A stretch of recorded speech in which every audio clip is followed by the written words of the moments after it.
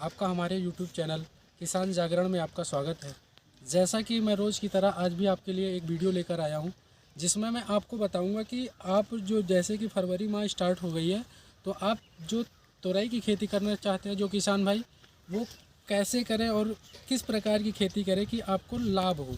क्योंकि कोई भी किसान अगर खेती करना चाहता है तो अधिक लाभ के लिए ही प्रयोग करना चाहता है। तो हम आपको बताएंगे कि आप तोरई की खेती कैसे करें और किस प्रकार से करें। और आप आज मैं आपको पूरे वीडियो में सारी बातें बताऊंगा कि कितनी कितनी दूर पर खेती करें, कि कितनी कितनी दूर इसकी line to line, row to row और पौधों से पौधों की दूरी, ये सारी बातें आपको बताएंगे हम। और इसमें किस प्रकार खाद का प्रयोग करें, कौन कौन सी खाद का प्रयोग करें, सारी बातें बताऊंगा। उसके पहले मैं वीडियो शुरू करने से पहले मैं आपको बताना चाहता हूं कि जो तोरई होती है ये 3 प्रकार की होती है। नंबर 1 होती है कि आप जो चिकनी तोरई का प्रयोग करते हैं, और दूसरी तोरई होती है जो कि नसदार होती है, घिया तोरई। और नंबर 3 होती है वो जो घिया, जो छोटी छोटी गुच्छों के रूप में पाई जाती है।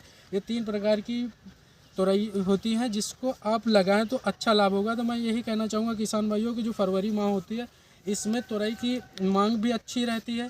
जैसे जैसे गर्मी का मौसम आता जाता है, जायद की फसल है क्योंकि ये जायद की फसल है, तो जायद की फसल में क्या होता है कि फरवरी से मार्च में बुआई होती है जायद की फसलें किसमें, तो फरवरी और मार्च में। तो फरवरी और मार्च के लिए हम बताना चाहेंगे आप लोगों को कि जो तोरई की होती है वो काफ़ी अच्छी होती है, क्योंकि इसका मार्केट रेट भी बरसात तक ये चलती रहती है तो इसका मार्केट रेट भी अच्छा रहता है, बीच में गिरता है, लेकिन इसका रेट जो होता है कि आप अगर अच्छे से इसकी खेती करते हैं तो ये लगभग वही जून जुलाई तक ये चलती रहती है तोरई। आप अगर फरवरी मार्च में लगाएंगे और जून जुलाई तक करते रहेंगे तो आपको जायज़ बात है कि काफ़ी लाभ होगा और इसकी उत्पादन भी। जैसा कि आपको मैं बताना चाहूँगा कि मैं जो आप इसकी तोरई की जो वैरायटी आप चूज करें, क्योंकि ऐसी वैरायटी चूज करेंगे जिसमें कि आप क्या करें कि उसमें ना तो रोग लगने पाए, ऐसी वैरायटी का प्रयोग करें जो अनुसंधान केंद्रों द्वारा निकाली गई हो। हम किसान भाइयों को यही बताना चाहेंगे क्योंकि तोरई की जो सबसे अधिक उत्पादन देने वाली वैरायटी है पूसा सुप्रिया। पूसा सुप्रिया और पूसा चिकनी, इन दोनों में अंतर क्या है? पूसा सुप्रिया जो है पूसा चिकनी के मुकाबले 22% अधिक उत्पादन देती है। ये ICMR द्वारा, नई दिल्ली द्वारा निकाली गई, विश्वविद्यालय द्वारा निकाली गई एक प्रजाति है, क्योंकि ये सर्टिफाइड बीज मिलते हैं।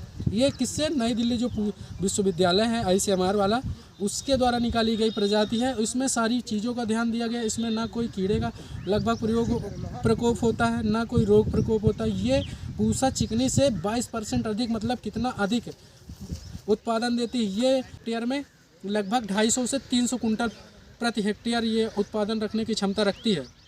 इससे कम नहीं होगी, लगभग इससे अधिक निकल जाएगी।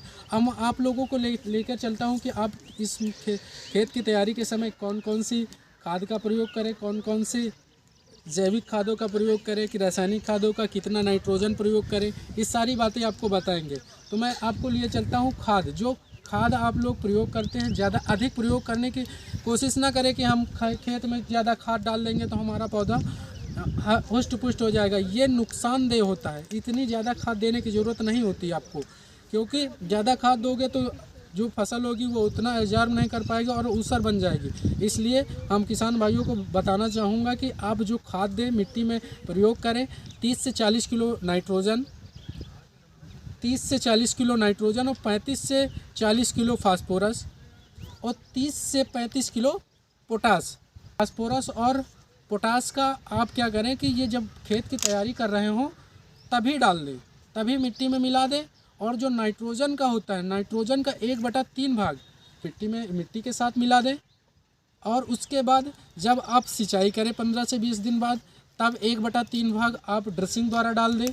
और फिर उसका जो 1/3 भाग बचे उसका क्या करेंगे, जब फूल आने के समय आप ड्रेसिंग द्वारा उसका छिड़काव कर सकते हैं। छिड़काव करने से क्या होता है कि आप जितनी भी मात्रा डालेंगे वो डायरेक्ट पौधे पे पड़ेगा और पौधे उसको एब्जॉर्ब कर सकते हैं। इसलिए मैं बताता हूँ कि जो भी आप खाद या यूरिया साली डालें, ये ड्रेसिंग द्वारा डालें, क्योंकि आप पहले ही मिट्टी में मिला चुके हैं। और हाँ, एक किसानों को ये बताना चाहूँगा, जब खेत की तैयारी कर रहे हो तो आप गोबर की खाद लगभग 2 से 250 कुंटल प्रति हेक्टेयर आप प्रयोग करें। को लिए चलते एक और आपको बताएंगे कि आप जो तोरई का बीज बोए वो कितनी दूर पर बोए।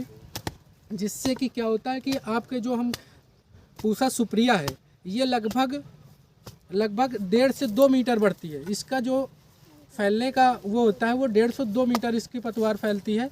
इसलिए मैं बताना चाहूँगा कि इसको जो प्रयोग करें लगभग 2.5 से इसके पौध से पौध की दूरी और रो से रो की दूरी कितनी होनी चाहिए, 2.5 से 2.8 मीटर होनी चाहिए। बताना चाहूँगा किसान भाइयों को कि इसकी जो तोरई की लंबाई होती है जो आप फल प्राप्त करेंगे पूसा सुप्रिया की, ये कितने लगभग 20 से 25 सेंटीमीटर ये लंबी होती है। कितनी? 20 से 25 सेंटीमीटर। तो आप समझ सकते हैं कि इतनी लंबी जो फल होगा, इतना लंबा होगा तो वो कितना उत्पादन देगा।